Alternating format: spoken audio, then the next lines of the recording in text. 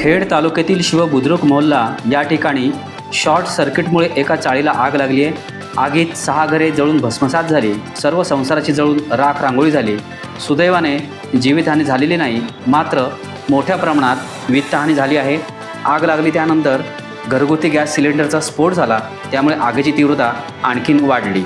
आगीचं वृत्त समजताच खेड नगरपालिकेचा तसेच लोठे MIDCचा अग्निशमन बंब तात्काळ घटनास्थळी दाखल झाला आणि बुधवारी मध्यरात्रीपर्यंत आग आटोक्यात आली.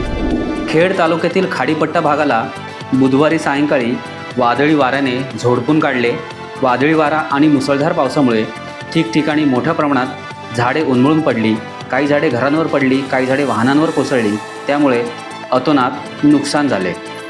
आज संगलट गावाची जी नुकसानी झाली आहे ना, आमचे गाववाले आमचे बंधू यांच्या घराची जी नुकसान झालेली आहे आणि ते समोर आपल्याला दिसणारच आहे, तेव्हा लवकरात लवकर पंचनामा करून जे काय भरपाई मिळेल त्याची आम्ही अपेक्षा करतो आणि येऊन नजर टाकाल अशी विनंती करतो. काल वादलांनी घाट पडलाय आमच्या घरावरती. मुलं आणि भाऊजाई माझी बाहेर होते, ती बचावले, त्यांना पळवली मुलांना आम्ही.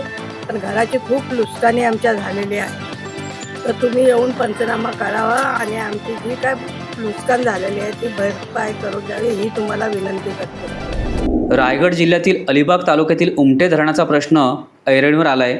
उमटे धरण क्षेत्रातील 47 गावे आणि 33 आदिवासी वाड्यांना भीषण पाणीटंचाईला सामोरं जावे लागते.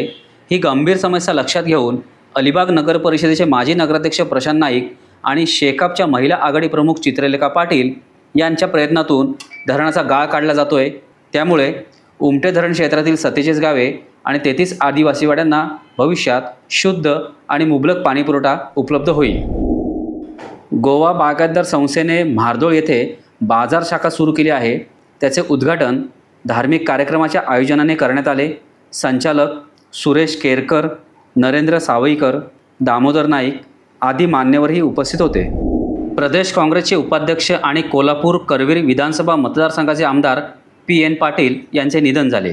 रविवारी घरात पाय घसरून पडल्याने त्यांच्या मेंदूला मोठी दुखापत झाली होती.